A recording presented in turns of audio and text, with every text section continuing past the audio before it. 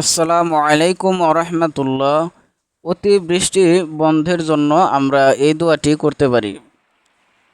আল্লাহুম্মা হাওয়ালাইনা ওয়ালা আলাইনা, আল্লাহুম্মা আলাল আকাম ওয়াজ-জিররাব ওয়া বুতুনিল আউদিয়াহ ওয়া মানাবিতিশ শাজার।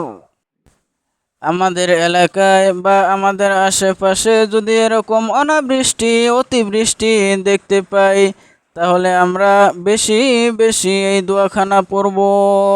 এই দোয়াটার অর্থ এরকম: হে আল্লাহ, আমাদের পার্শ্ববর্তী এলাকায় বর্ষণ করুন, আমাদের উপর নয়।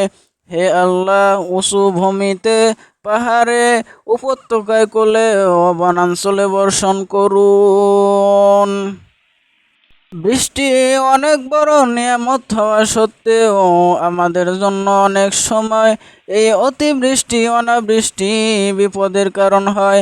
এজন্য আমরা যখনই বৃষ্টি হবে, বৃষ্টি হওয়ার সময় এই দোয়াখানা পড়ব: আল্লাহুম্মা সয়্যিবা নাফিআ, আল্লাহুম্মা সয়্যিবা নাফিআ। যার অর্থ এরকম: হে আল্লাহ, এ বৃষ্টিকে কল্যাণকর, বরকতপূর্ণ এবং উপকারী বানিয়ে দাও। এই হাদিসখানা সহিহ বুখারীর 975 নম্বর হাদিস।